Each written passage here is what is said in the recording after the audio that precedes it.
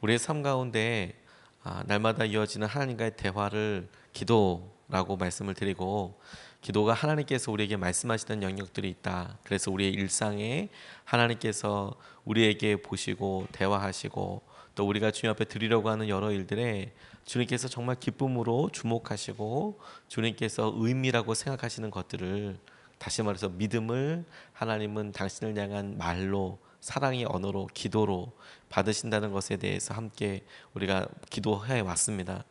오늘 본문 말씀은 이런 하나님의 대화, 그것이 기도라고 이야기할 때 하나님께서 우리에게 하시는 말씀과 동시에 우리가 하나님께 드리는 말, 우리가 하나님께 드리는 간절함, 우리가 하나님께 드리는 우리 마음의 소원, 바람, 이런 거에 대해서 우리가 찾을 수 있는 믿음의 도전을 우리가 아브라함을 통해서 같이 붙잡고 싶습니다. 오늘 본문 말씀이 참 유명한 말씀인데, 그런데 이 말씀에 저는 기도라는 주제를 가지고 이렇게 보면서 이런 놀라운 약속이 있는지 정말 처음 새삼, 그동안에 분명히 여러 번 읽었을 텐데 새삼 깨닫고 붙잡고 너무 깜짝 놀랐습니다. 18절 19절 말씀에 보니까 아브라함은 반드시 크고 강한 나라를 이룰 것이며 땅 위에 있는 나라마다 그로 말미암아 복을 받게 될 것이다. 복의 근원이 될 것이다 라는 것을 우리가 잘 알고 있죠. 그런데 19절 말씀에 내가 아브라함을 선택한 것은 그가 자식들과 자손을 잘 가르쳐서 나에게 순종하게 하고 옳고 바른 일을 하도록 가르치라는 뜻에서 한 것이다. 그의 자손이 아브라함에게 배운 대로 하면 나는 아브라함에게 약속한 대로 다 이루어 주겠다. 이렇게 말씀하고 계시는 거예요. 이 말씀을 풀어서 계속해서 묵상하는데 제 마음속에 강한 도전도 되면서, 그리고 일종의 하나님께서 영적으로 도전하시고 깨우신다는 느낌도 들었습니다. 하나님께서 아브라함에게 내가 너를 선택한 이유를 아느냐, 내가 너를 선택한 이유가 너의 자녀들을 그렇게 가르치고 너의 자손들을 그렇게 잘 가르치라고, 그래서 너 아브라함, 네가 나를 따르는 것처럼 나를 따르게 하라고, 그리고 그렇게 하면 내가 너에게 약속한 모든 것을 너에게 베풀듯이 자녀들에게 베풀어 주려고 너를 불렀다라고 이렇게 말씀하고 계세요. 그리고 그 바로 앞절에서 18절에서 말씀하신 것은 내가 너를 복되게 해서 너 주위에 있는 사람들에게 축복의 통로로 쓰실 것이다 라는 것이 구체적인 내용이었거든요. 그러니 다시 말해서 우리가 하나님을 믿고 따르는 것이 아브라함에게 하셨던 그 약속이 그대로 그의 삶에, 그가 믿는 하나님, 그가 의지했던 하나님, 그가 의지했던 약속을 붙잡는 모두에게 하나님께서 동일한 약속과 마음으로 복의 통로 삼으신다라는 것이죠. 하나님께서 우리에게 허락하신 계획과 하나님께서 우리에게 가지고 계시는 약속 중에 흥미로운 것이 우리를 통해서 사람들을 축복하시겠다라는 거예요. 우리의 주위에 있는 사람들에게 영향력을 주게 하시겠다. 하나님께서 아브라함을 통해서 그들의 자식과 자손들에게 이런 믿음을 되물림하기를 원하신다. 하나님께서 우리에게 이런 말씀을 주실 때 이렇게 내가 정말 좋은 부모였나? 혹은 내가 정말 주님께서 하시는 말씀대로 우리 자녀들뿐만 아니라 우리의 관계되어 있는 사람들에게 이런 마음과 하나님께서 이렇게 축복 주시고 이렇게 은혜 주실 것이라는 마음으로 다 잡고 그렇게 말씀을 나누고 있나? 사실 이래서 좀 마음에 좀 경각이 됐어요. 제 마음속에 하나님께서 하시는 은혜들에 대해서 내가 분명히 믿고 의지하는 것이 있는가? 이런 질문을 계속 하게 되더라고요. 괜히 아브라함의 믿음의 조상이라고 불리는 것이 아니라 하나님께서 그를 통하여 믿음의 좋은 본을 하나 보여주시고 그에게 약속하셨던 것을 그의 자녀에게, 자손들에게 그렇게 믿게 하려고, 따르게 하려고, 복 주시려고 그렇게 하셨다라는 것이 우리에게도 똑같은 믿음의 도전이 되겠다라고 믿어지더라고요. 하나님께서 우리에게도 그런 부르심을 첫 번째로 주신 거구나. 제가 어저께 이 말씀을 마무리하면서 저희 부모님 생각이 났어요. 예전에 선한목자교회에서 새벽 예배 이렇게 다니고 그럴 때, 그런데 그 중에서도 의미 있었던 기도회가 있었는데, 해마다 2월이 되면 날짜를 정해서 교회 사랑의 밤을 이렇게 하곤 해서 합니다. 지금도 여전히 하고 있어요. 근데 저녁에 기도회를 합니다. 8시에. 지금은 뭐 어디서 샀는지 잘 모르겠지만 처음에 시작하고 이럴 때는 본당에서 했었어요. 본당 강단 위에서 이렇게 했었습니다. 정말 추웠어요. 정말 추웠어요. 사람들이 요즘 많이 온다고 들었는데 처음에 그거 시작하고 이럴 때 되게 많이 오지 않았습니다. 그리고 아이들은 거의 오지 않았어요. 근데 저희 아이들 데리고 갔거든요. 그런데 아이들 이렇게 데려가고 그러니까 부모님이 이렇게 보시기에 애는 좀 데려가지 마라 이런 얘기를 하시더라고요. 애는 좀 데려가지 말고 그 집에 놔둬라. 그 집이 먼 것도 아닌데 이제 그런 이야기 하는데 저희들 입장에서 애들은 좀 어리니까 그때 당시만 해도 많이 어리니까 그래도 안 갈 수는 없고 이제 같이 데리고 이렇게 갔었거든요. 근데 그런 이야기로 어머니와 이제 이야기를 하게 됐어요. 너 이렇게 부모가 그렇게 하면 되냐? 이런 이야기를 하시더라고요. 부모가 그렇게 하면 되냐? 사실 우리가 믿음 생활 이렇게 하면서 자녀들에게 좋은 부모가 되고 믿음으로 어떠한 것을 보여주려고 할 때 우리에게 문득 스스로 이렇게 물어요. 이게 좋은 부모인가? 부모인데 내가 이렇게 해도 되는가? 내가 강요하는 거 아닌가? 혹은 내가 다른 사람들은 더 진하게 이야기하는 거 아닌가? 이것 때문에 의외로 단순한 질문인데도 대답을 잘 못해요. 그래서 움찔움찔하게 되는 경우들이 있더라고요. 제가 다른 사람도 아니고 저희 어머니한테 그런 이야기 들으니까 사실 좀 움찔했어요. 근데 바로 응수할 수 있는 말이 혹은 추억이 생각나더라고요. 저희 부모님은 저 어렸을 때 산기도 다니셨거든요. 저 산기도 데리고 가셨어요. 항상 5살 때 산에 뭐 불도 없고 아무것도 없고 삼각산이라고 부르는 북한산에 예전에 기도하러 많이 다녔습니다. 그런데 거기 밤에 이렇게 올라가면 예전에 요즘은 뭐 프레시도 랜턴도 다양한 종류가 되게 많고 센 것도 참 많았지만 옛날에는 그 빨간색에 이렇게 큰 그 프레시 있었어요. 거의 무기 수준의 자동차 배터리가 들어갈 만큼 큰 이런 게 있었습니다. 기억하실 것 같아요. 뭐 큰 프레시 요즘도 그런 게 나오는지 모르겠어요. 아무튼 뭐 엄청 큰 거의 뭐 이런 프레시가 있었습니다. 무겁고 그거 가지고 산에 이렇게 올라갔거든요. 올라가면 거기서 그 김장 비닐 이렇게 쓰고 기도했어요. 추울 때는 그것만 한 게 없었습니다. 담요 이런 거는 뭐 움직이다 보면 땀이 나고 그러니까 김장 비닐 가져가서 이렇게 기도하셨어요. 근데 뭐 5살짜리 6살짜리 애가 뭐 가서 이렇게 기도할 게 있을 수도 있었겠지만 저는 당시 어떤 기도인지 기억은 전혀 안 나고 너무 무서웠거든요. 이런데 어떻게 내가 와야 되나 이런 생각이 들어서 그렇게 기도했었어요. 근데 나중에 부모님 생각에 하도 안 되겠다 싶으니까 저와 저희 누나한테 물어보더라고요.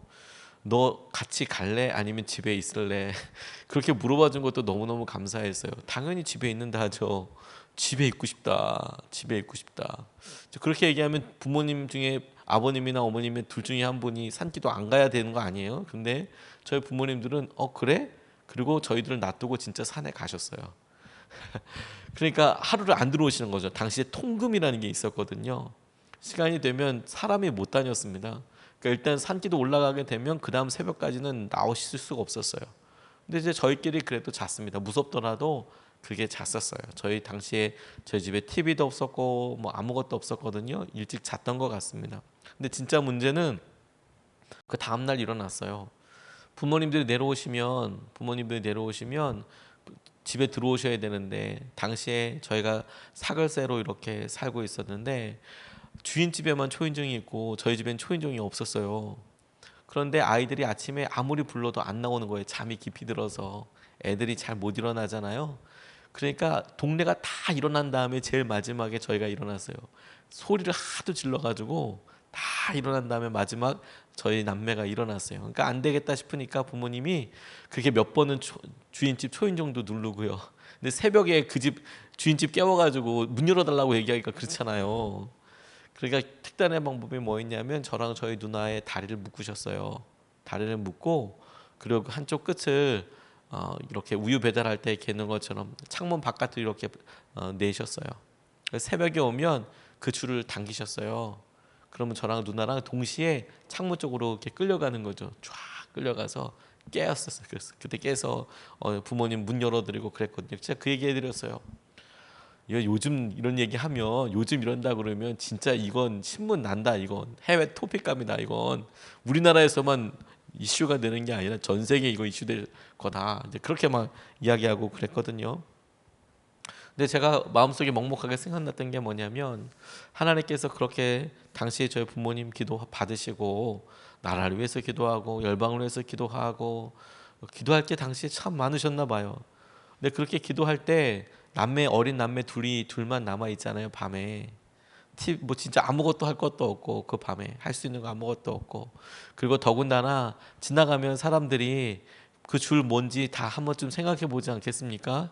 그리고 아무리 안 보인다고 하지만 그래도 보이는 곳에 이렇게 내려놨는데, 근데 저희 부모님 말고 아무도 그 줄 당긴 사람 없었어요. 그렇게 몇 년을 기도 다니시면서. 근데 제 삶에 하나님께서 어려운 상황들이 많이 있었거든요. 방황도 많이 하고.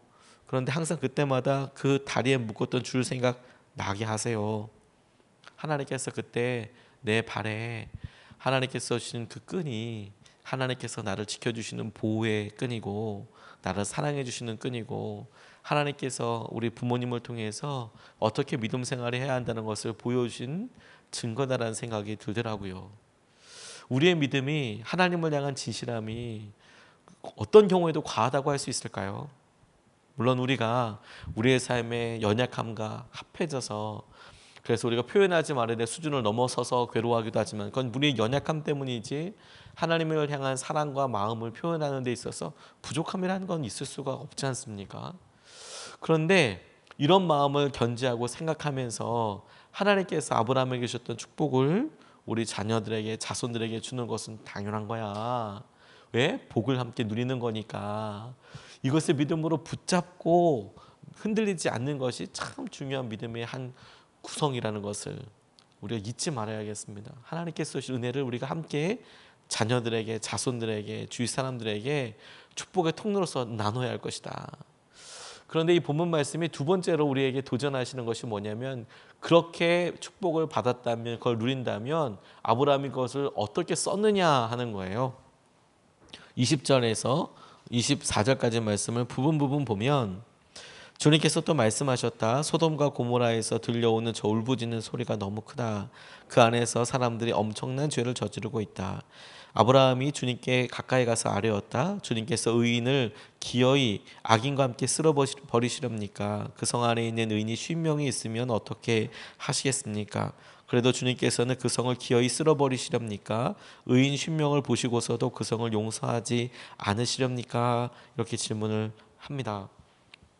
하나님께서 아브라함에게 너 축복의 통로야, 축복의 통로가 되게 할 거야, 이렇게 이야기했을 때 그가 그 말씀을 믿었을 뿐만 아니라 계속해서 하나님께서 소돔과 고모라에 있을 계획에 대해서 말씀하셨을 때 그가 자기 마음의 안에 드는 것을 바로 듣고서는 바로 하나님께 말씀드렸습니다. 기도하였습니다. 50명이 있어도 그 성 멸망시키시겠습니까? 그리고 45명, 40명, 30명, 20명, 10명까지 그가 그렇게 의인이 그 땅에 10명이 있어도 그 땅을 다 멸하시겠습니까? 정말로 그렇게 하시겠습니까? 이렇게 하나님 앞에 말씀을 드려요. 저는 이 장면이 우리에게 우리가 마땅히 축복의 통로로 쓰임 받았다면 어떻게 해야 할지에 대해서 우리가 하나님 앞에 나아가는 것을 아브라함을 통해서 보여준 것이라고 생각하게 됐어요. 하나님께서 축복을 주신 내용은 뭐냐면 아브라함과 아브라함의 자손들, 자녀들과 관련된 거였거든요. 그런데 그가 축복의 통로로 삼으시다 했다는 그런 말씀을 붙잡고, 안타까운 이야기이지만 물론 롯을 생각해서 그렇게 하기도 했지만 그가 그 안타까운 이야기를 소돔과 고모라 성을 어떻게 해서든지 멸망하지 않게 하기 위한 하나님 앞에 그 마음을 구하고 기도하는 통로로 쓰임 받더라라는 거예요. 다시 말해서 기도하고 중보하고 그런 내용으로 그가 하나님 앞에 서더라라는 것이죠. 하나님께서 우리에게 당신 앞에 언제든지 말씀할 수 있는 은혜와 축복을 주셨어요.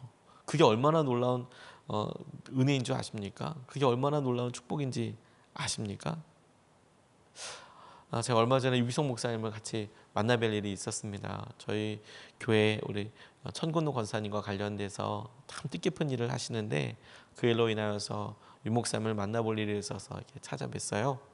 그런데 뭐 내용도 너무 귀하고 아마 설교 시간에 나중에 좀 깊이 같이 우리가 은혜를 나눌 일이 있겠지만 아무튼 이렇게 문득 이렇게 나누다가 아, 이렇게 문이 열려서 이렇게 사람이 이렇게 나가는 걸 이렇게 보는데, 이제 유 목사님 따님이 이렇게 싹 지나가는 거예요. 거의 응접실 얘기하는데 이렇게 보면 누가 지나가는지 보이거든요. 그런데 자세히는 안 보여도 친하게 잘 아니까 딱 느낌으로 누구구나 이게 딱 알거든요. 근데 목사님실에서 이렇게 나와서 이렇게 나가더라고요. 잠깐 이야기하고 이렇게 나가더라고요. 얼굴을 직접 대면한 것은 아니지만 따님이라는 걸 알았어요. 다른 사람들이 물론 뭐 유목사님 만나려고 할 때 안 만나주시는 건 아니지만 그 약속 잡고 만날 수밖에 없거든요. 만나려고 하는 사람들이 많으니까. 그래서 만나서 몇 시에 좀 만나봬도 됩니까? 어떤 일로 만나고 싶습니다. 이렇게 얘기하면 최대한 그렇게 해주셔도 시간을 안 보실 수밖에 없어요. 그래서 비서실에서 다시 어레인지해서 어느 시간대가 시간 되는데 되시겠습니까? 그래서 몇 개 또 왔다 갔다 하다가 그렇게 일정을 막 잡아요. 그러면 어떤 때는 막 2주 후에 3주 후에 이렇게 잡히는 경우도 있어요. 그 주에 잡으려고 노력을 하지만 그러죠. 우리 그렇게 해서 만났거든요. 그런데 자녀됨의 능력과 권세가 뭐냐면 그런 거 없이 그냥 방에 들어가서 그리고 심지어 거기 목사님이 없어도 혼자서 있다가 나가는 거예요. 왔다 갔다 하는 거예요. 뭐 멀리 볼 필요도 없이 저희 딸들도 그래요. 제가 안에서 막 이제 뭐 설교 마무리하고 막 이럴 때는 굉장히 긴장하고 이렇게 신경이 바짝 써 있거든요. 그런 거 상관하지 않아요. 들어와서 뭐 냉장고 열고 아빠 잠깐 일어나 봐. 이거 좀 뭐 나 뭐 해야 되는데 이거 프린트 해야 돼. 막 이러면 와, 그러면 어떻게 해요? 일어나서 해야죠. 뭐 일어나서 그래 뭐 하려고 그러니 도대체 아빠가 빨리 해줄게. 아빠 이거 빨리 해야 되는데 내가 너 빨리 해줄게. 뭐야? 어떻게 해야 돼? 이렇게 얘기해요. 자녀됨이 깡패잖아요. 진짜 완전히 뭐 그냥 그대로 다 따라가게 돼요. 자기의 마음을 자기의 필요를 솔직하게 이야기할 수 있더라고요. 가려 얘기하지 않습니다. 저희 자녀들이 저한테 뭐 필요하다 뭐 이렇게 이야기할 때 뭐 돌려 얘기하지 않습니다. 바로 그거 달라 이야기합니다. 바로 그게 필요하다고 이야기하고 그게 자기에게 되게 중요한 문제라고 이야기를 해요. 물론 제가 봤을 때 그게 중요하지 않을 때가 더 많고요. 그리고 그게 별로 급한 일이라고 생각되지 않는 경우들이 많아요. 근데 그래도 이야기하더라고요. 그게 하나님께서 우리에게 주시는 기도의 기본적인 태도이고 마음이겠다라는 생각을 하게 됐어요. 그가 자기 마음속에 하나님 소돔과 고모라 성에 대한 당신의 마음이 그래도 하나님 그 가운데 있는 롯이 있고 사람들이 있는데 정말 의인과 함께 멸망시키시렵니까? 라고 솔직하게 간절하게 하나님 앞에 이야기할 수 있다는 것, 이게 우리에게 주신 하나님께서 주신 정말 특혜, 은혜이거든요. 동시에 여러분 그의 기도가 실제로 그 성의 운명을 좌지우지하고 있다는 거예요. 이 땅에 정말 10명까지 의인이 있다면 그래도 무너뜨리시겠습니까? 라고 기도하는 것에서 어떤 목사님은 한 번 더 이렇게 질문하더라고요. 아브라함이 한 번만 더 기도해서 한 명만 더 기도해서 5명 혹은 1명 이랬으면 어땠을까? 저도 그 얘기에 대해서 공감하게 된 것은 무엇이냐면 하나님께서 예루살렘 성에 대해서 예레미야를 통해서 말씀하실 때 야, 너 이 예루살렘 성 왔다 갔다 하다가 의인 1명만 찾아봐라. 내가 여기 멸하지 않겠다. 이렇게 말씀하시거든요. 네가 예루살렘 성에 왔다 갔다 하도 의인을 찾아봐 예레미야한테. 그리고 네가 1명이라도 발견하면 내가 예루살렘 성 멸망하지 않을 거야. 그러니 하나님 마음이 원래부터 멸망에 초점을 맞고 있는 것이 아니라 하나님 그것을 함께 할 수 있는 구원의 통로로 쓰시려고 한다는 것을 우리가 알고 보니까 그의 기도가 한 번만 더 했으면 얼마나 좋았을까? 간절함을 한 번만 더 하나님 앞에 구했으면 어땠을까? 하는 생각이 들었어요. 하나님 반드시 응답하시고 하나님께서 놀라운 주의 축복을 주실 텐데 우리가 기도의 그런 사명을 받고 있다는 겁니다. 빈센트 크로셋, 마가렛 크로셋 부부가 1940년경에 중국의 선교사였는데 당시에 여러 일들 때문에 정말 간신히 중국 시골에 가서 가난과 우상 숭배를 싸우면서 예수님을 전했고 정말 힘들고 어려운 삶이었는데 조그마한 교회 공동체가 되어서 교회를 지었답니다. 아주 조그마한 교회가 세워졌답니다. 그래서 어느 정도 기쁨으로 이렇게 사역하고 그 마을을 열심히 섬기려고 하는데 문화 대혁명이 일어나면서 모든 선교사님들 다 쫓겨났대요. 그리고 다시 중국이 개방될 때까지 40년 동안 기도하셨답니다. 중국 쪽을 바라봐서. 계속해서 하나님 그 땅을 기억해 달라고 40년 동안 한결같이 기도했대요. 중국문이 열리고 제일 먼저 이 부부가 선교사였던 부부가 그 마을로 가보게 됐대요. 중국문이 열리자마자 40년 만에 두렵고 떨리는 마음으로 갔는데 그 작은 교회가 없어졌더랍니다. 근데 놀라운 건 뭐냐면 그 작은 교회는 없어졌는데 그곳에 매주 4천 명이 출석하는 큰 교회가 세워져 있더라는 거예요. 자기들 떠나갔는데 그 교회에 전도의 씨앗, 복음의 씨앗이 떨어져서 지나고 나니까 4천 명이나 되는 큰 교회가, 물론 숫자 가지고 우리가 단순 비교하는 것은 참 어렵지만 그래도 4천 명 정도라면 자기들이 선교하고 자기들이 구제하고 자기들이 무언가를 할 수 있는 수준이 되고도 남거든요. 그런 교회가 서 있더라. 기도가 응답될 뿐만 아니라 하나님께서 우리에게 마음에 빚진 것처럼 기도하게 하시는 것을 통해서 하나님께서 실제로 그 일을 이루어 가시더라. 이것을 오늘 우리가 기도의 사명으로 붙잡고 같이 기도하고 의지해야겠다고 붙잡게 되었습니다.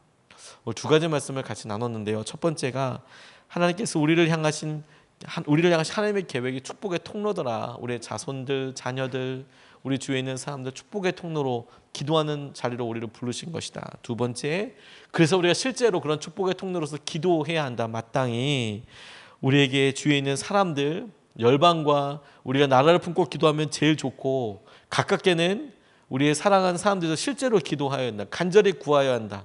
정말 끝까지 한 사람을 하나님이어도 구원하시겠습니까? 라고 마지막까지 가듯이 간절함을 더해서, 하나님과 체면이 어디 있겠습니까? 간절히 기도하여서 오늘 이것을 같이 믿음으로 붙잡자, 이렇게 나누었습니다. 이것을 붙잡고 우리가 두 번 나눠서 같이 기도하겠습니다. 첫 번째로